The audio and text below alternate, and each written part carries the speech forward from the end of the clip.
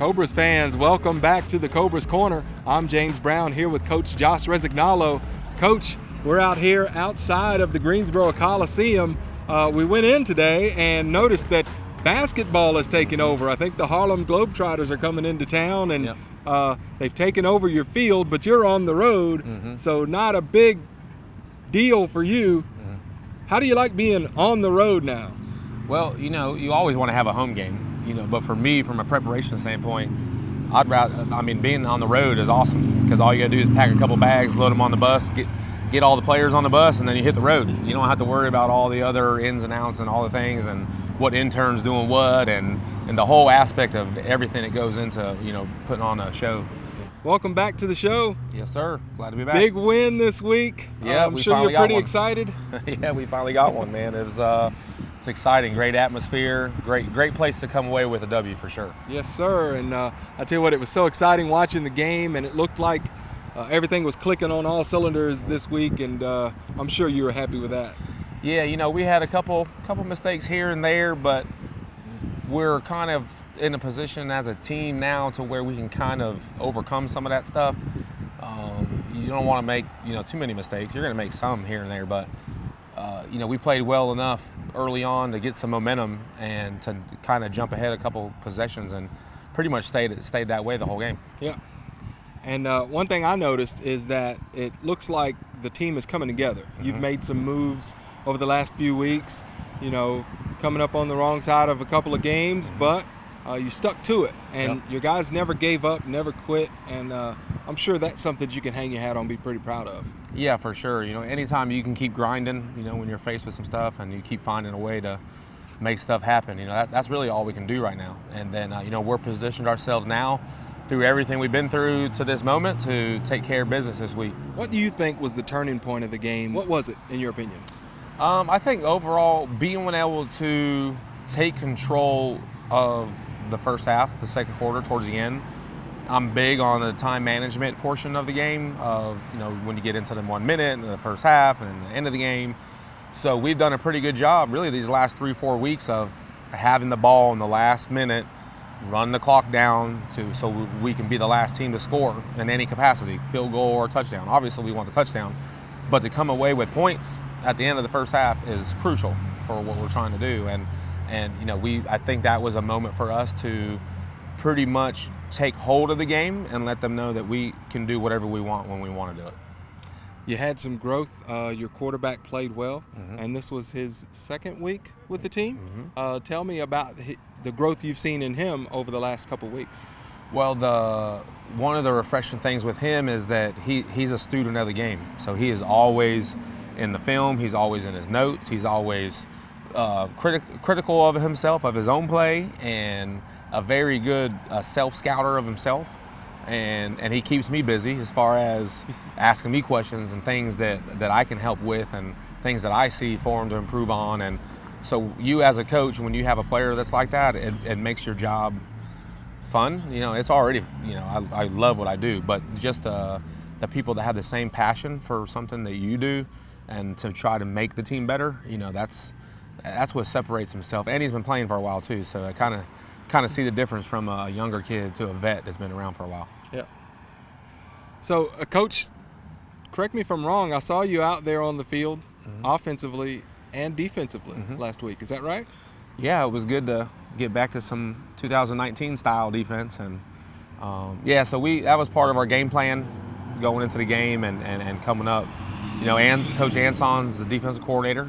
He is the defensive coordinator, and we put together a great defensive plan.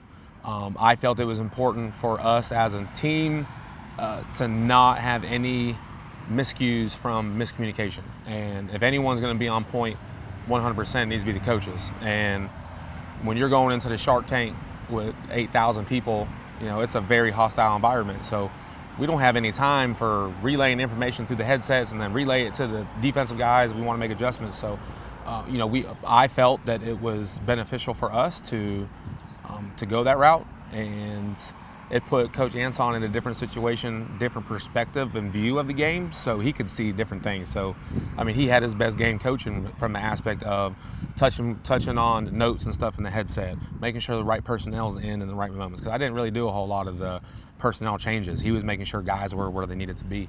But it all comes back to the game plan. When we're all on the same page of what we put together, you're going to click. The same thing from the team standpoint as well.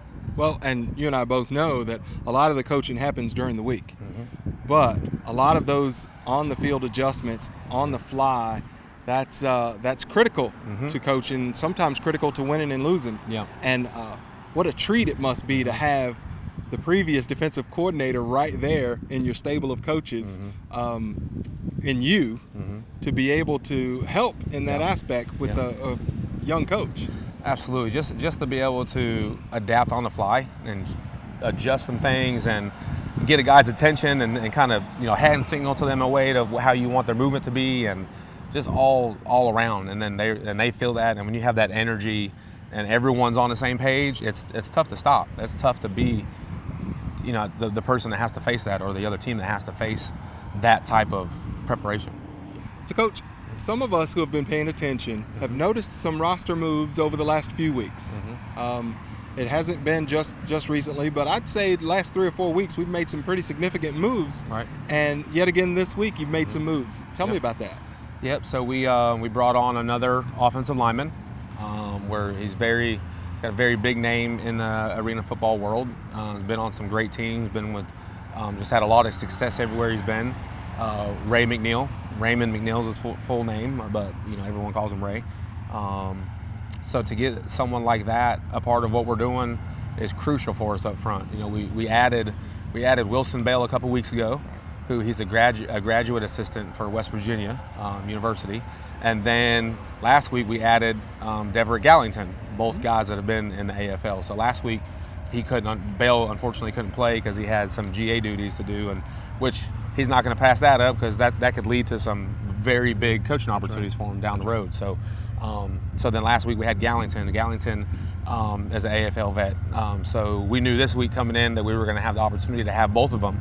And then so adding Ray is just a whole nother aspect of what we got going on with Joe Harris and Jordan Harris and guys that have been gutting it out and grinding out. Remember, Joe Harris got a banged up ankle, a bad knee, and his brother Jordan has been playing with a torn MCL for the last 3 weeks. So trying to get them some help, has been the focus, and we were able to accomplish that. Then we brought in another wide receiver that's been around for a long time, Mark Brown. He's got a lot of experience in NFL, a couple of NFL teams, CFL, AFL. Most recently he was with the Atlantic City Blackjacks in 2019. So a lot of those guys, they played together in Tampa Bay Storm, Jacksonville Sharks, so in the AFL time. And then, today we just picked up another big-time defensive end, Monte Lewis, who had been with the Atlantic City Blackjacks and NFL, CFL stuff. And then amongst all that, we also brought back one of my defensive linemen from 2019, Dante Holmes. Okay. So he came back with us, so he's ready for the last game and help for that playoff push. By virtue of the win last week, your playoff picture's actually still there and looking pretty good. Talk to me about what the playoffs mean to you and how do we get there from here? Yeah, so a couple weeks ago, we were definitely not in the playoff talk as far as having an opportunity. So the last couple weeks we've been fighting and we've had some great games and we come up short a couple times. So kind of flipped the script a little bit on some people's perspective of this team, and then pulling out a big victory, with the Sharks. They were struggling too, but I mean, anytime you go play in the Shark Tank, it's tough to come away with a W because they got a very strong fan base, been around for a long time. So when you can go in there and stick it to them, because at one point it was 54-30. I mean, it could have been much worse than that. We let them back in a little bit with some of our own mistakes. We've been battling that all season. Yeah. Fortunate we had a big enough lead that, it didn't really affect what we were doing. So, but after doing that and some of the moves we've been making, now all of a sudden we became a team that, people don't want us to make the playoffs. Right. And I hope that we don't come up short. I hope as a whole, it's not too little too late. But I'm positioning ourselves that we're going to get the 4 seed. So basically, what needs to happen, of course, we need to beat Orlando. Is first and foremost before anything, and then Jacksonville is traveling to Albany, and they need to lose, and then Jersey Flight is traveling to the Columbus Lions, which they need to lose. So, on paper and the situation, that's what's supposed to happen. Columbus just had an upset loss last week versus Albany, which unfortunately lost them the number 1 seed, and so now they're the number 2 seed.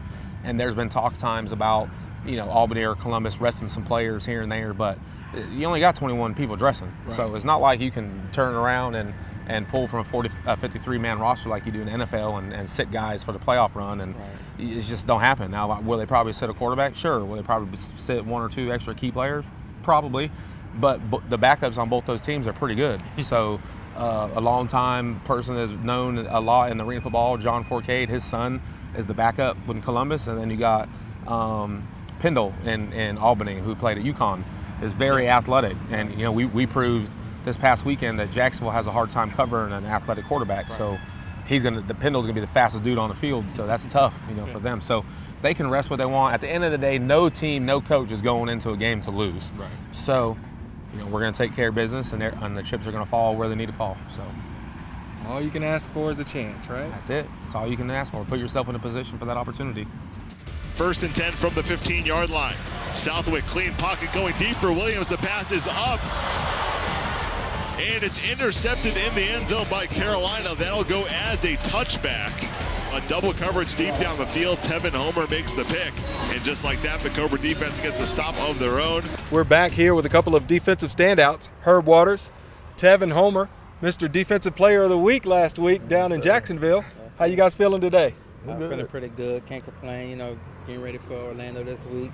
Big win against Jacksonville, and just taking the next step going on in Orlando. Feeling good, man. Just resting our bodies for real. Just getting our recovery in, and just getting ready for next week. We're out here in front of the Coliseum. You guys had to travel down to Jacksonville, Florida last week. Came out with a big win, keeping the playoff hopes alive.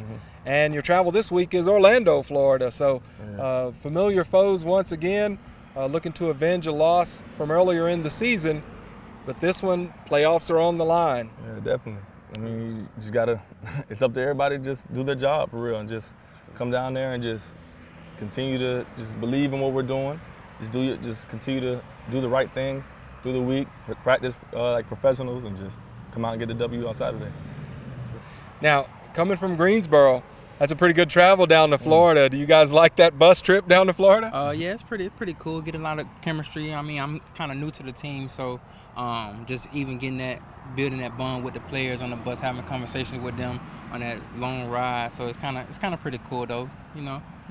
Yeah, I mean, all that stuff he said, but I don't like it though.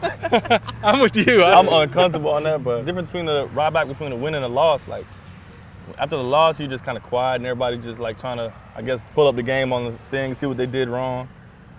And then, but W, everybody just laughing and just having fun and just talking with each other and just talking about the big plays they made and everything. Yeah. I'm sure it feels good after a game knowing that all the hard work you put in all week paid off and you come away with a W. Yeah.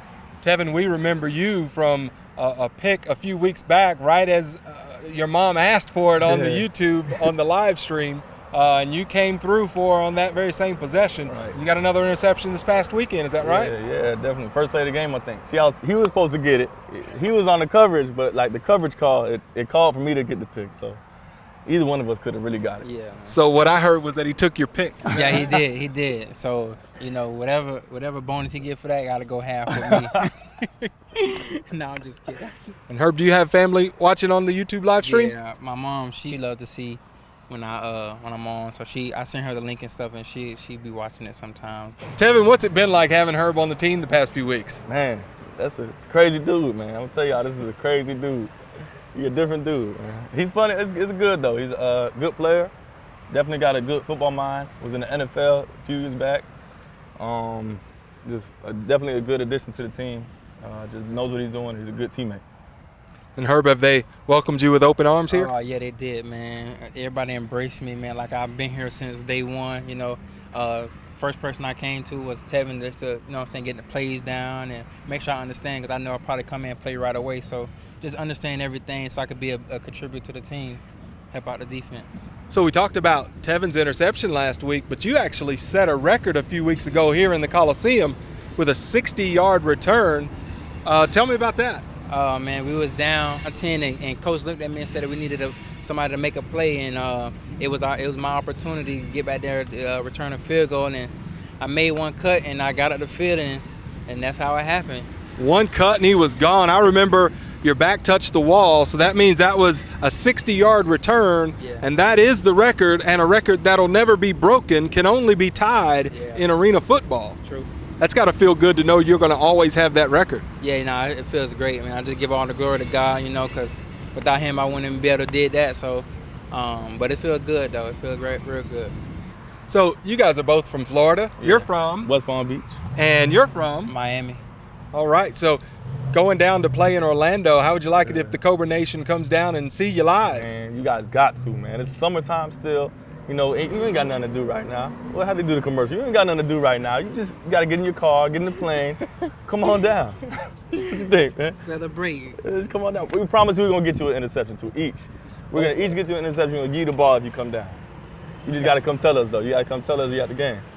That's it. And if you can't make it down to Orlando, then you can always go to Blue Rock Pizza and Tap. They're having a watch party this Saturday to watch the game on YouTube Live. So come on out, Blue Rock Pizza and Tap. Yeah.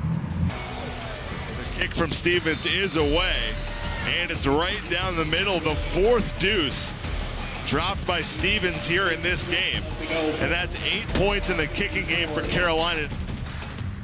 It's time now for the Beamer Tire and Auto Repair Tune-Up of the Week. Coach, what's this week's tune-up? Yeah, so for the biggest thing the last few weeks, you know, we've had made some moves to try to make the roster better and try to put us in a position to be where we're at right now. So the biggest thing this week is, now that we have everything in place to execute and do what we're supposed to do and do what's expected of us, and just finish strong and put it all together. You know, speaking of pieces, you know, you at home or our fans there in Cobra Nation, if you have some of the pieces missing in your vehicle, be sure to go down and see our partners there at Beamer Tire Auto Repair off Wendover Avenue.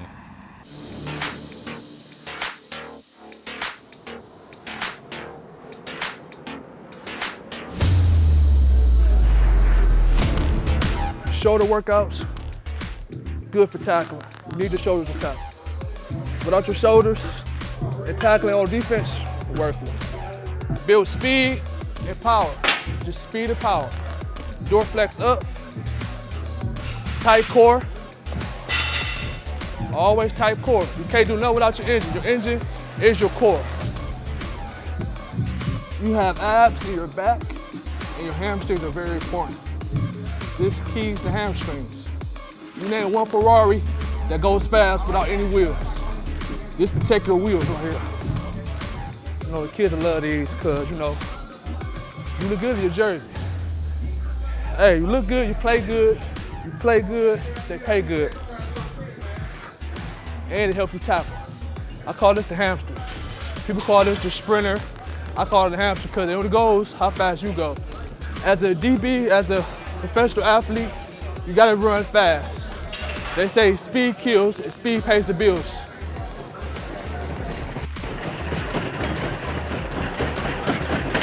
Hey you guys, I'm here with my best friend Andy, coach, owner, and founder of Dominate Athletics. Hey, Andy, can you give me a reason why you want everybody in the triad to stop at your location?